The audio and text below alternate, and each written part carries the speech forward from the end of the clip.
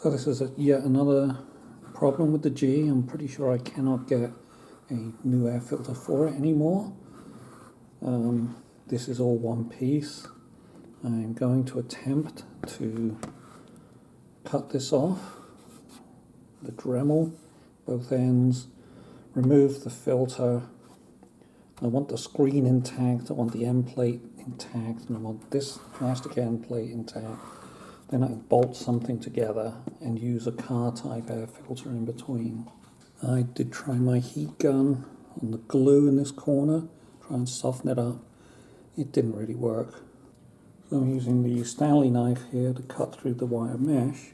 And once I cut through the wire mesh, I'm using a longer, this is a broken kitchen knife, just cut through the media. For the parts, this is the mesh screen, which might work as a flame arrestor, I don't know. Here's the air filter itself. The air runs from inside out, so it's the inside that's really dirty. It's quite a thick air filter. And here's the bottom half of it, with the plastic bell mouth. That might be a lot of fun to get all that junk out. And here's the other half. Which I'm getting out with a hammer and chisel. Just using the back of the chisel, like this. And sort of just pounding it around, chopping out all the glue. So I was able to get most of the glue off of this one using the back of the chisel like this, smacking it with a rubber mallet. Yeah, so here I'm trying to show you how you put the chisel in underneath and it kind of starts peeling off like this. So breaking away from that steel base, very handy having that in there. Right, so ideally a filter that I could put in here would be 5/8 of an inch wide. And I just marked up this piece of string. So 5/8, 12 inches long. So after putting all the notches in, got it all assembled, I didn't expect that part down there, the little bell mouth, was going to push these out, because if I put the cap on, I can squeeze the outside ones in, but not these. They don't squeeze in. Looks like I'm not going to be able to use an engine filter. I did go over to Walmart today and they all seem to be at least this thick. This seems to be the minimum kind of thickness, because they've all got these same pleats in, they're all folded the same, I bet it comes off the same machine. See, the only thing that's probably going to work is a cabin filter. This one's a Supertech 5500. It's probably not going to filter as well. One of the things I wanted to test, and of course it's really scientific, was how much air resistance is there in the cabin filter. Not a lot compared to the Fram filter media. Wow, I can hardly blow through that stuff at all. And comparing that to the other stuff. Yeah, this is the other stuff. In the bottom of the bin here, I did actually pull that out. Had a little blow through it, and I would say it's somewhere in between the two. Definitely flows more air than the Fram and less than the cabin filter. But the question is, does that actually mean anything for this air filter? Who knows?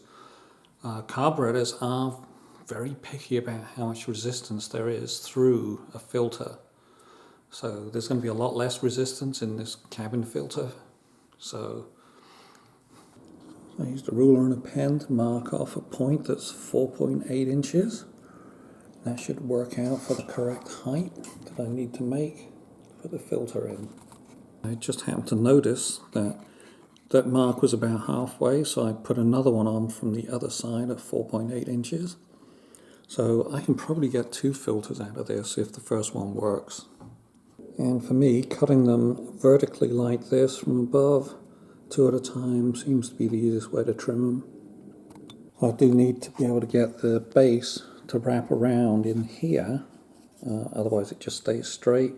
So I'm snipping down between them, but not all the way through. That seems to be enough to allow it to curl. So I wrap this piece of string around this inside feature here just to see what length I needed, and it looks like I'm coming up a bit short with this filter. I would like to keep this on, so I may have to break into that second half that I thought I was going to have two. Now I'll only have one, and I'm going to use an extra section here to put in there. This bottom foam piece is 3/4 of an inch wide. The trough is 5/8, so taking this amount off both sides is enough to make it fit nicely. Now you see the trial fit. This is dry. I haven't RTV'd it in or anything yet, or added the extra piece. As you can see, there's no problem with that ridge forcing it out, and it fits nicely in this groove. It even fits in the top. So, and to calculate how much length I need off the other one, I've put the string in again, marked it here.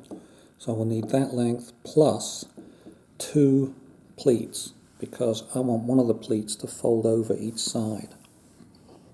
So I've got the extra piece here snipped, and this last piece on each end I'm going to snip off the base. So I've got the extra piece in now, and here you can see where I've overlapped that last pleat. One of the main things I think that's going to help me, because I want to be able to support this and not have the filter do all the supporting with the RTV in the bottom and the RTV on the inside of here, is I've got these long bolts I just got from Home Depot, and what I want to do is I want to put the head of this bolt through here with a lock nut on the inside, and then put bolt through here with 2 nuts on the outside locked together, so I'm not crushing it. I can sort of wind it in until it's the right distance in, and then lock nut them together. So right now I'm going to line it up for drilling, and this shape here kind of matches this shape here. I think they're exactly the same size really, because it's almost a direct fit, and that will allow me to figure out where to put the holes. They're going to be slightly off center, that way or this way. Right, so here's the final result for that thing. You can see I've bolted these up hard, so these are tight, so they shouldn't come loose. I've got nothing on the inside to hold it, except for the filter. The filter is going to space it. And then I'm going to put 2 nuts on the outside like this. If you hold one, tighten the other, that works as a really good lock nut. And I can adjust that to any length I want. In other words, I can adjust it to suit the filter that's in between so I don't crush it. To make this little flap a better fit when it goes around the filter, I'm putting a second fold in. So I'm just resting it with the inside edge against the existing fold and create another one, and then I'll fold it together and score it. Yes, I'm laying down. I only need a bead close to the inside for the side that still has the side attached to the filter. I'm not very good at this, as you can tell. Don't do it very often. Let's get this piece in.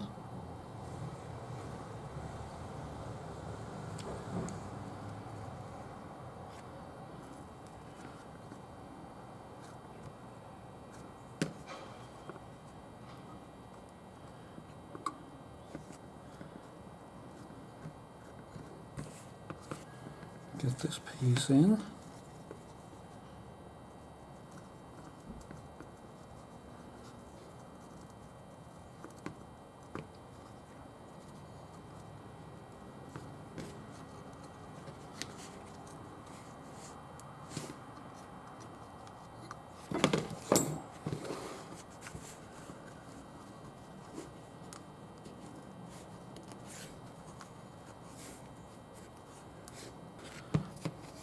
Line my marks. Now this one I'm going to have to coat all over.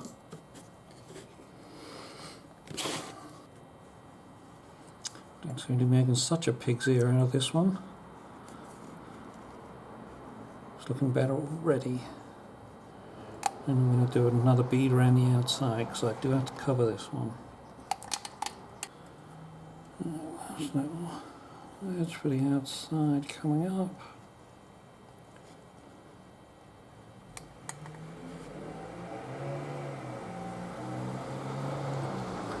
Okay, that's going to be good enough, I think. Right, here we go.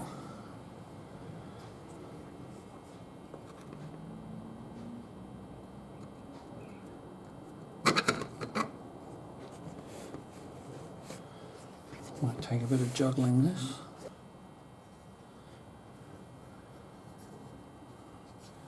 Okay, I've got to pull this out.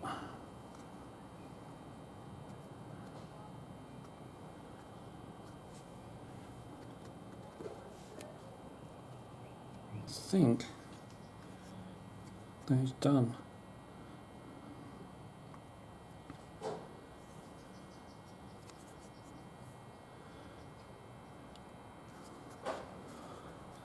When I look in here, it's all sealed up.